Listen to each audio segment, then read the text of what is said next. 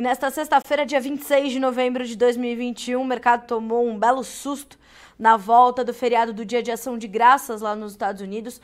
Todas as principais commodities, o mercado financeiro, o mercado de energias, todos no vermelho diante das notícias das novas variantes do coronavírus que foram descobertas na África do Sul. Isso assustou muito os mercados. Quem liderou as baixas hoje foi o petróleo, que terminou o dia com mais de 11 pontos de baixa, 12%, de baixa, e claro que isso contaminou todos os mercados que acompanharam esse movimento. Para a gente entender mais do que aconteceu nessa sexta-feira, a gente convidou para estar conosco o Ginaldo Souza, que é diretor do Grupo Laboro. Seu Ginaldo, muito boa tarde para o senhor. Seja bem-vindo ao Notícias Agrícolas. Mais uma vez é um prazer receber o senhor conosco.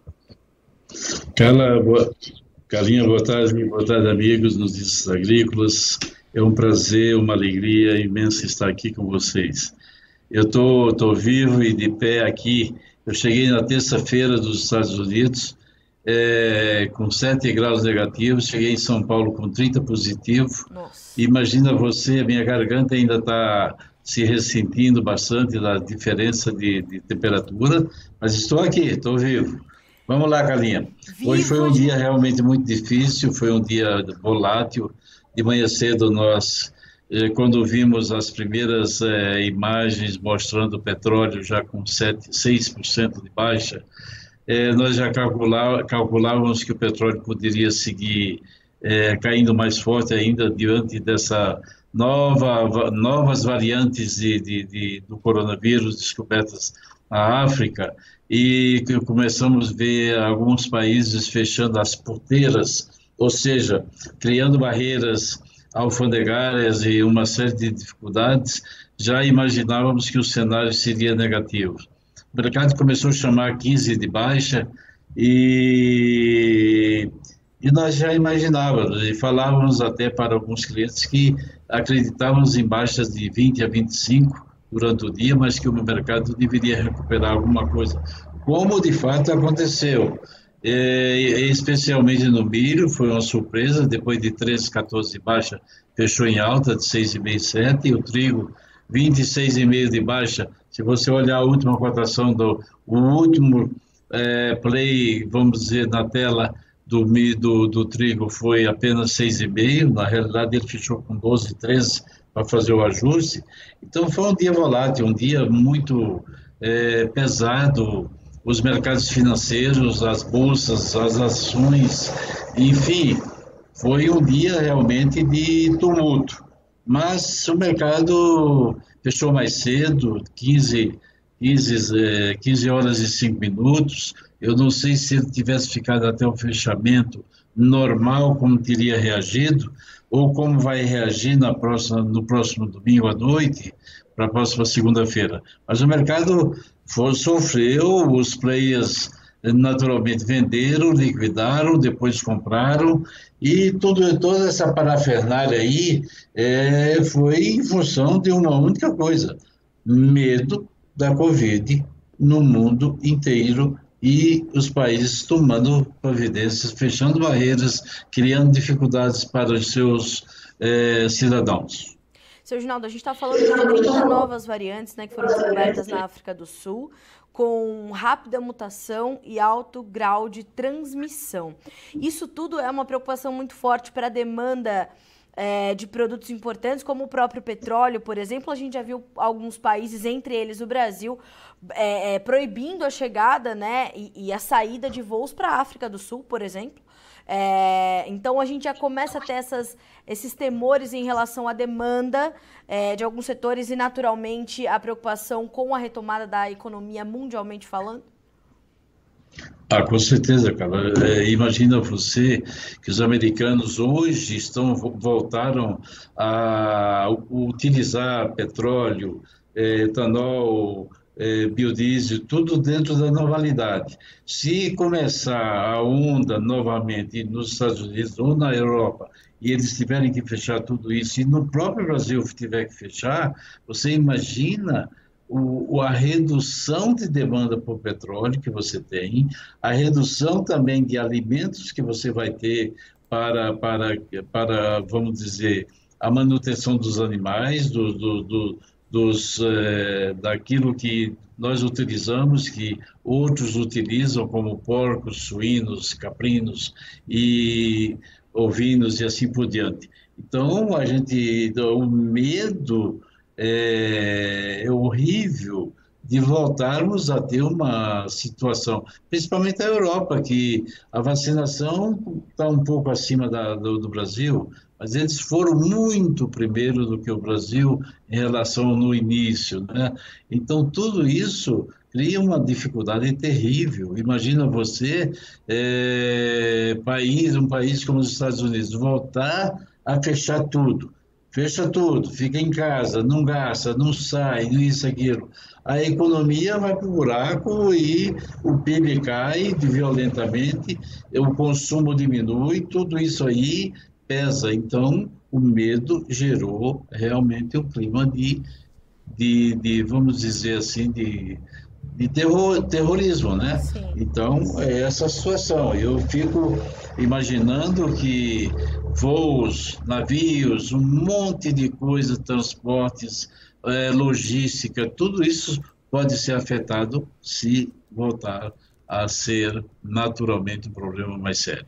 Seu Ginaldo, esse movimento que a gente viu hoje de queda muito intensa, de aversão ao risco muito aflorada entre os mercados, ele tem espaço para continuar nos próximos dias?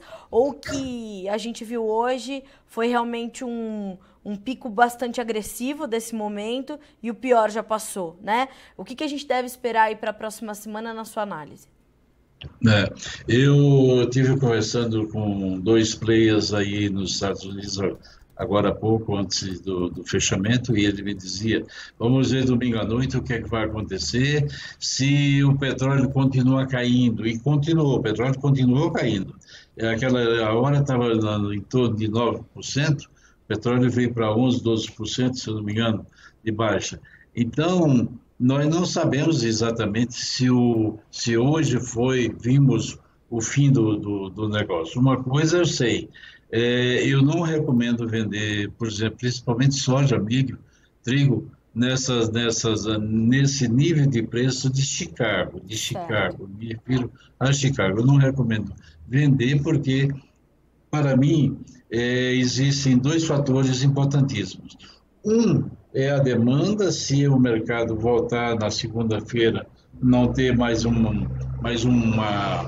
situação caótica, pesada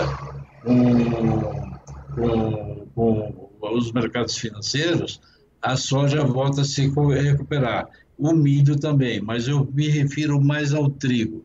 Existe hoje uma corrente muito forte que diz o seguinte: trigo está batendo aí na casa dos $9, é o preço mais alto aí dos últimos 12, 13 anos. Se você analisar esses níveis e pensar que os russos podem, como estão pensando, colocar mais impostos sobre as exportações, e a Austrália voltar a ter as chuvas pesadas que estavam tendo a semana passada, o que é que vai acontecer? O trigo tem defensores que dizem claramente que nós vamos ver o mercado de trigo a $10 por bushel.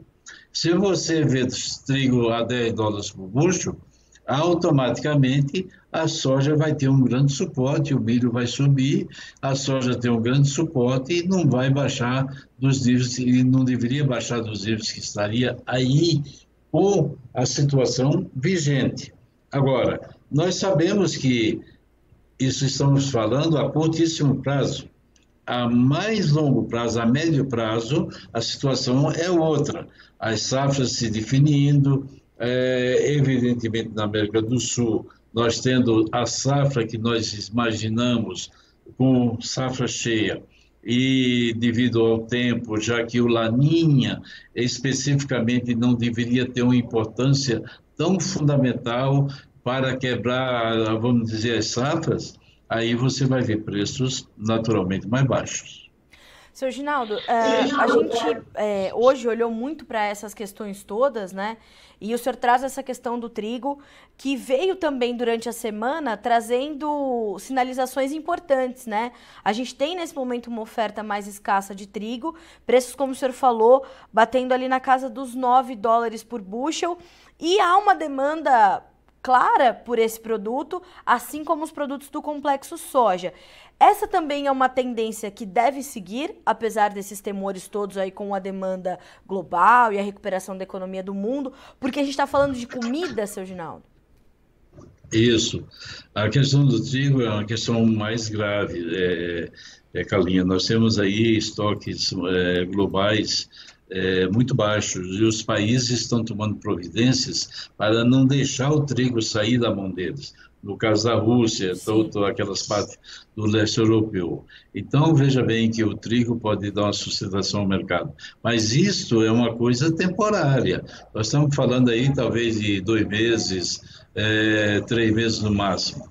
Depois nós vamos entrar na realidade, que é a realidade da oferta e da demanda. A soja tem uma grande sustentação no óleo, porque o óleo de palma sem dúvida nenhuma, tem um potencial ainda de alta, mas isso influencia o óleo de soja, não só o óleo de soja, todos os óleos comestíveis, mas nós sabemos que isso é uma coisa temporária, porque a hora que a safra da América do Sul entrar mais, vamos dizer, esse ano nós estamos antecipados em pelo menos 12 dias. Esses 12 dias vão fazer uma grande diferença. Nós vamos estar embarcando soja aqui em tipo 10 de janeiro, já tem soja chegando no ponto, um pouco mais do que os volumes normalmente observados em anos anteriores. Então, tudo isso aí tem que ser observado. Agora, nesse exato momento, eu acho que o mercado tem uma possibilidade de subir um pouco mais, mas lá na frente é outra história, dependendo da safra, vai depender do Laninha, vai depender de tudo isso. E nesse momento, o que eu posso falar, eu estive conversando, tomando aulas de climatologia e uma série de coisas nos Estados Unidos agora, eu digo para você, o Laninha não terá o efeito que teve aqui o ano passado. Ele pode, inclusive, prejudicar a safra americana o ano que vem. Mas isso é coisa lá para agosto, julho, agosto, do ano que vem. Então, nós não podemos esperar grande coisa. Sabemos que a demanda vai... Imagina você, Deus o livre que a Covid se cresça por aí, o planeta se feche, e aí não tem demanda, o que é que nós vamos fazer com a safra? Imagina, é algo realmente sensível, mas não é isso que a gente espera. A gente espera que essas novas variantes aí sejam temporariamente controladas, elas devem ser controladas, e que a demanda mundial por produtos agrícolas também possam continuar dentro da normalidade que a gente vem observando. E pensando normalmente como deve ser. Seu Ginaldo, quando a gente olha para a demanda, o senhor tem alguma preocupação com as compras chinesas, ou elas só estão e estarão mais limitadas nos Estados Unidos, mas se darão com força aqui no Brasil, principalmente com essa antecipação de 12 dias da nossa safra, como o senhor acabou de relatar aqui para nós? Veja bem, Carla, as compras no Brasil significam que Chicago deveria cair. Por quê? Porque a demanda maior lá nos Estados Unidos, estoque, tal, suporte de preço. O americano diz sempre o seguinte: olha, a bolsa está aqui, não tem soja aqui, então nós vamos manter o preço alto. Mas não é o caso esse ano. A safra americana não foi uma safra ruim, foi uma safra boa. Eu conversei com pessoas, com produtores, eu tive em Champagne, eu tive em Decatur, eu tive em Tuscola, eu tive toda aquela região, eu fui resolver uns problemas lá em Chicago, e depois fui visitar os amigos, e fui na Universidade de Champaign. O que se fala, por exemplo, que eu até coloquei a semana passada, mandei até para ti pelo WhatsApp, é o seguinte: a safra americana desse ano, em torno de 120 milhões de toneladas, foi uma safra boa. Porém, por quê? Qualidade da semente, tecnologia. Se fosse com a tecnologia da semente de 20 anos atrás, segundo os especialistas e com quem eu falei, a safra teria sido um desastre. As duas Dakotas teriam ido para 10% de produção, Minnesota tinha caído lá para 20%, 25% de produção, Iowa no oeste teria caído uma barbaridade, e o oeste de Illinois tinha caído também outro tanto. E, no entanto, mesmo com as secas que aconteceram, ou com os excessos de chuva que também tiveram lá, aconteceu que a safra foi uma safra considerada uma safra boa. Essa safra desse ano, vamos dizer, uma safra boa. Agora, o ano que vem nós não sabemos o que vai acontecer, mas uma coisa nós podemos dizer: se a safra for cheia aqui na América do Sul, eu continuo falando, com tempo bom, com tudo normal, nós teremos 150 milhões de toneladas no Brasil e 48 a 50 na Argentina, mais 10, 11, 12 no Paraguai. Nós estamos falando de 210 milhões de toneladas. O que você vai fazer com 210 milhões de toneladas?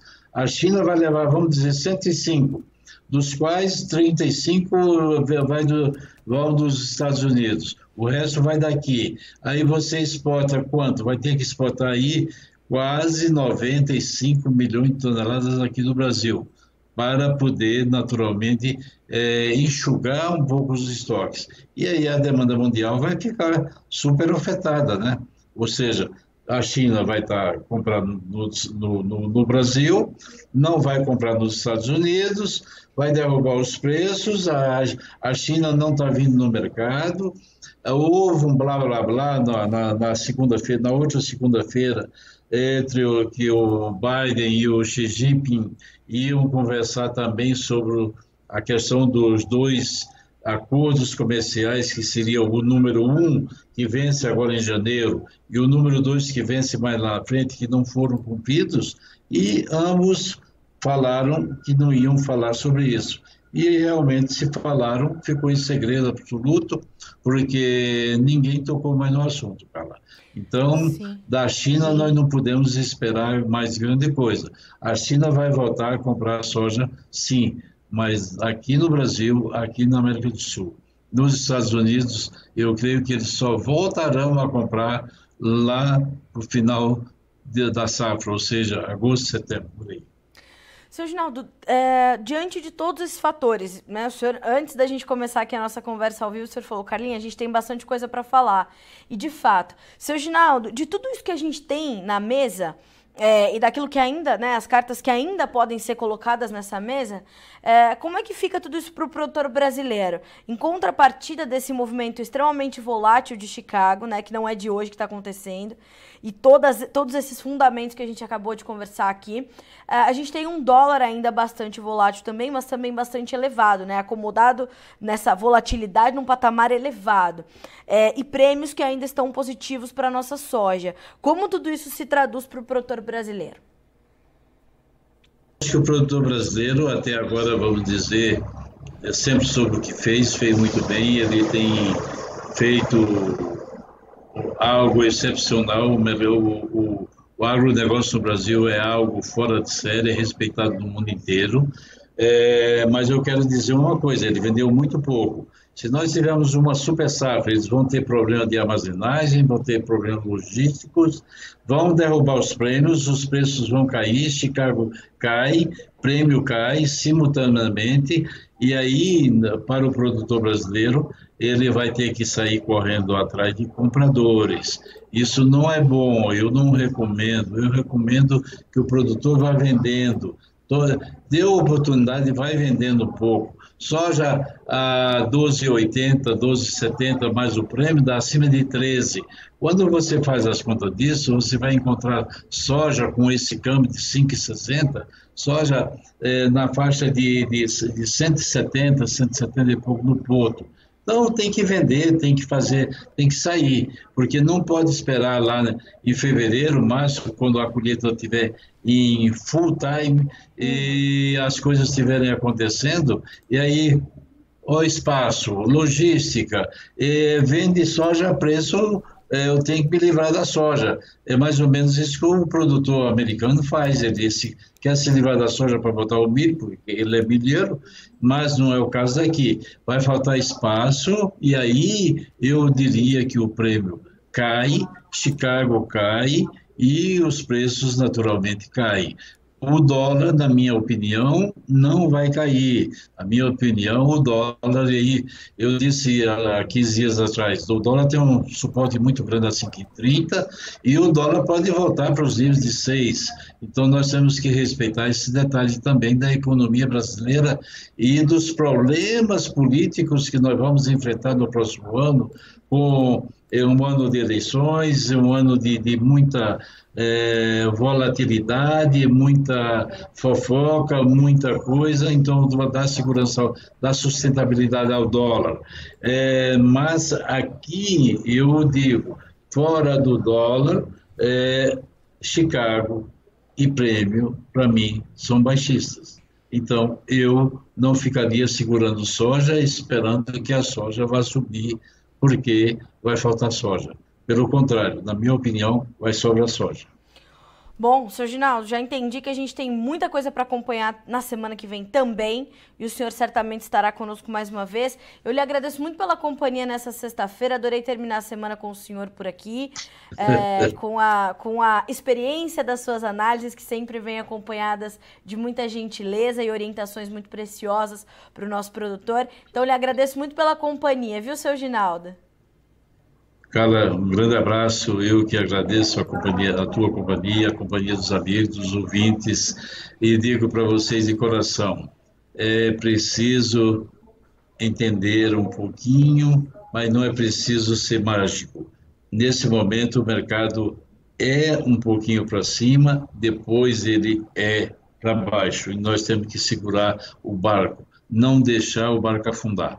E o produtor brasileiro sabe disso. Um grande abraço a todos vocês, bom final de semana. Ontem foi o Thanksgiving Day, hoje foi um auê com a volatilidade do mercado, mas é a vida, vamos em frente. Né, Abraços a todos. Hoje foi o dia de Black Friday no mercado de commodities, né, Sr. Ginaldo? Black Friday. Black Friday, commodities para todos hoje, Sr. Ginaldo. É isso aí, exatamente. Um abração a todos. Um abraço para o senhor também, Sr. Ginaldo. Bom final de semana. Para nós. Até mais, tchau, tchau. Sr. Ginaldo. Tchau, tchau. Sempre, né? A gentileza e a elegância do Sr. Ginaldo de Souza, grande parceiro aqui do Notícias Agrícolas, nos trazendo, portanto, todo esse quadro aí dessa sexta-feira bastante agitada para os mercados. Então, tivemos essa pressão inicial no mercado de petróleo, que contagiou os demais mercados e muito alimentada por essas preocupações todas com as novas variantes descobertas na África do Sul da Covid-19, do coronavírus. Volto a dizer, são variantes que têm mutações muito rápidas, né? E uma notícia que ajudou a equilibrar o mercado, pelo menos em partes, foi que a Pfizer falou o seguinte, ó, em 15 dias a gente vai ter um estudo sobre a eficácia das vacinas para essas variantes. Caso elas não sejam eficazes, a gente consegue entregar uma nova vacina em 100 dias. Isso são 3 meses e um pouquinho. Quer dizer, imagine só a volatilidade que isso ainda vai trazer embarcada aí para os principais mercados mundo afora. Mas para o produtor brasileiro, o seu Ginaldo, né, resume de uma forma bastante clara. O produtor brasileiro sempre fez e sabe o que faz. Então, é importante que ele olhe para essas questões todas. Quando a gente olha para a soja na casa ali de 12,60, 12,80, que são os intervalos que o mercado vem trabalhando, mais o prêmio que tem sido praticado para a soja brasileira e mais o câmbio que hoje caminha para fechar, já fechou, né? A R$ 5,59, ele ainda encontra preços remuneradores para o restante da soja 2021 e para a soja 21-22, e ele precisa então, segundo a análise do seu Ginaldo de Souza, ir olhando para essas janelas de oportunidade do mercado e participando na medida em que ele for mais confortável, que fizer mais sentido para o seu planejamento e gestão. Então, se você chegou agora nessa entrevista, já já ela vai estar na íntegra, disponível para você assistir quantas vezes precisar para absorver essa sexta-feira sangrenta aí para os mercados. Vamos ver como é que ficaram as cotações na Bolsa de Chicago, números da soja na tela para você.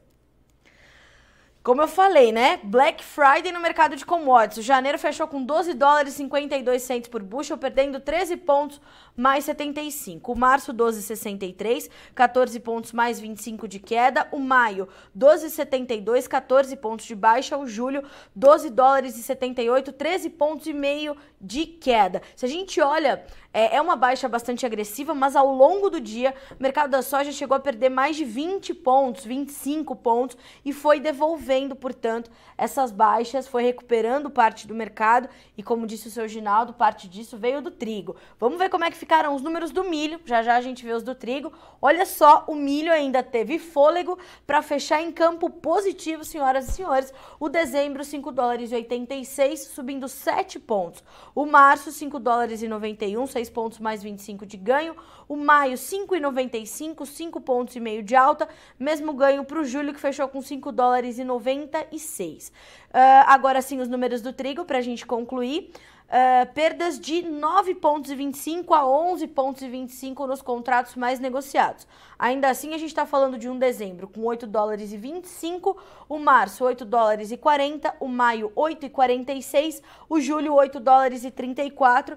E lembrando, o seu Ginaldo ainda nos relatou um cenário de fundamentos bastante importante para o trigo nesta sexta-feira. Não um cenário nesta sexta-feira é importante, né? Mas um cenário de fundamentos que é bastante sólido. Para concluirmos, eu vou aqui dividir com vocês os fechamentos também dos mercados de farelo e óleo, que hoje tiveram uma importância grande, né? Também quando a gente olha para a Bolsa de Chicago, a gente viu o mercado de óleo de soja perder mais de 3%, fechou com 2,8% de queda, e o farelo, que perdeu mais de 1%, quase 2% ao longo do dia, fecha na primeira posição com 0,7% de queda. Claro que o óleo sentiu ainda mais agressivamente do que o grão, por ter essa relação muito próxima, portanto, com o petróleo. Fora o seu próprio cenário também de fundamentos, que é bastante forte, né? Quando a gente olha para esse cenário de fundamentos altistas para o mercado de óleos vegetais. A gente ficou por aqui com esse boletim e a gente volta a se encontrar na segunda-feira para te trazer mais informações ao vivo. Enquanto isso, nosso time de repórteres segue trazendo as últimas notícias dessa sexta-feira para que vocês sejam sempre os produtores rurais mais bem informados do Brasil.